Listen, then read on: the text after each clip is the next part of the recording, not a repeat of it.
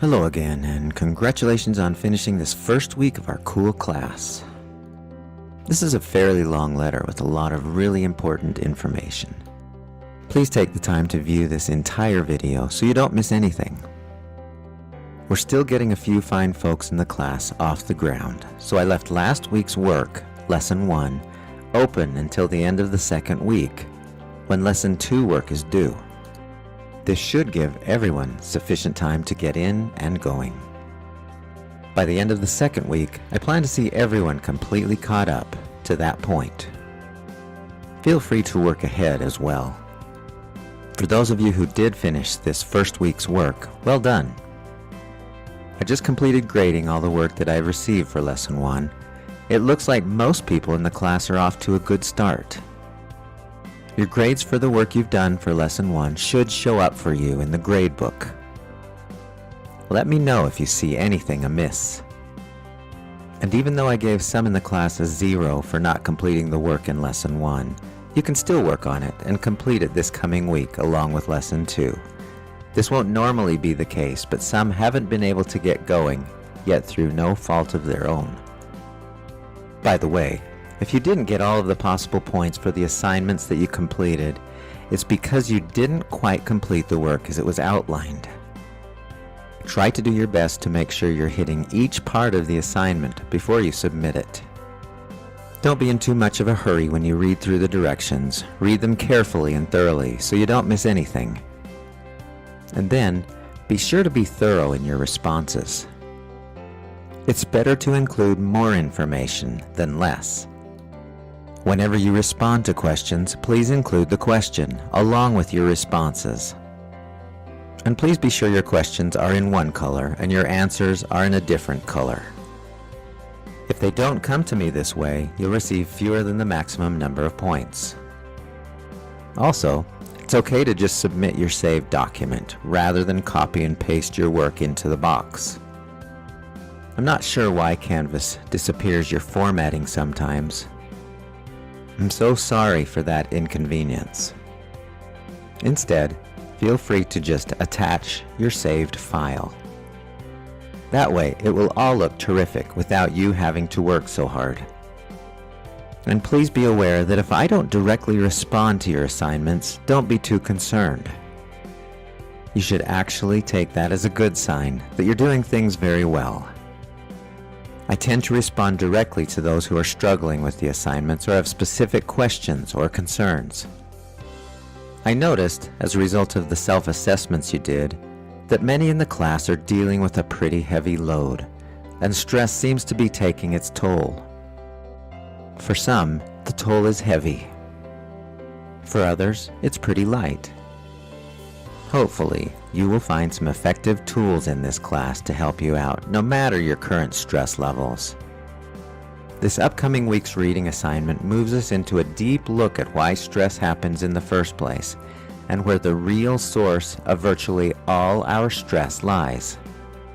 It's important that you spend some time reading this chapter carefully.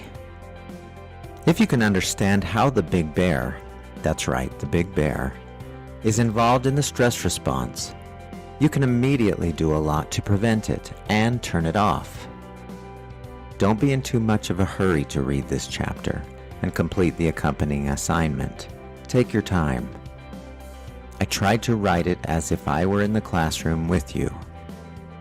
As you read it, pretend that we're chatting with each other, and I'm explaining to you the real and only reason why you get stressed. If you hurry through it, you might miss some very important information that applies to everything else we do this semester. Also, be sure to view my videotaped explanation of this week's information. It is called Classroom Version: The Stress Response. It is included in the list of items for this week's lesson. Simply click it and you'll immediately be able to view it. It will dramatically help you understand what you're reading in Chapter 3. Along with the chapter reading assignment, you will also treat yourself to the first guided relaxation exercise called the Power Nap.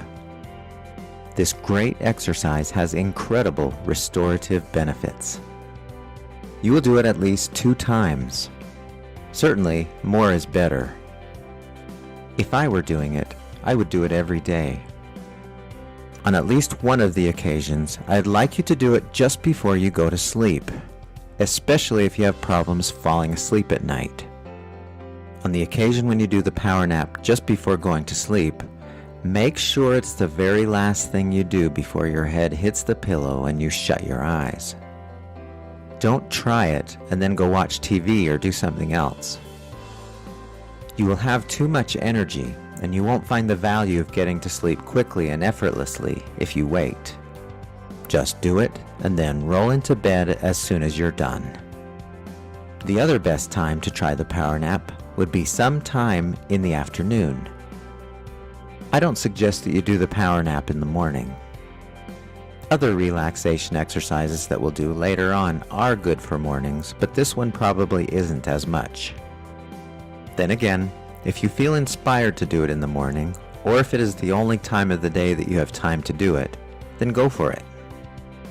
When you respond to your power nap experience, please be thorough. Don't just give me one-sentence answers. I really want to know how you're doing before, during, and after you do the power nap, and how you slept.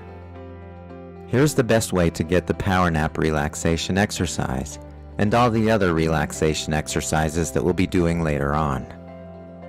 Go to the home page of this class and click the link titled Instructions to Get the Relaxation Exercises. Follow the instructions exactly as they are given on that page.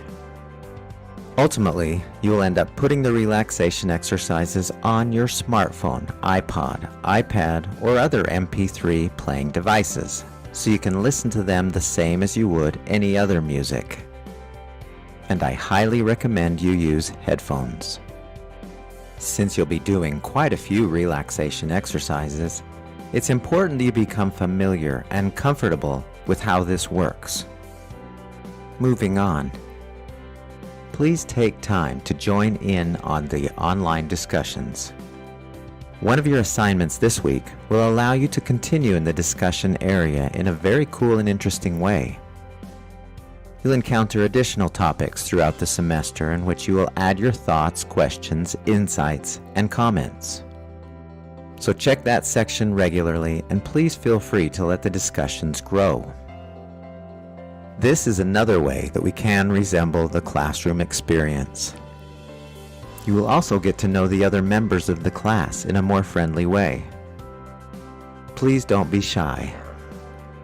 There are several discussion areas that are currently available for you to participate in. I have included a couple more discussion topics in the first module on the home page. One is a question-asking place. If you have questions about anything, please feel free to ask. And if you know the answer to something somebody else asked, feel free to answer. The other new one is just a hangout discussion area where you can chat with anyone about anything. Please feel free to chat to your heart's content. And if you haven't yet, please contribute to the Introduce Yourself area so we can get to know each other a bit better. That's about enough for now, don't you think? I want to welcome you again to this course and let you know how much I look forward to working with you this semester. Also, please let me know if you have any questions or concerns.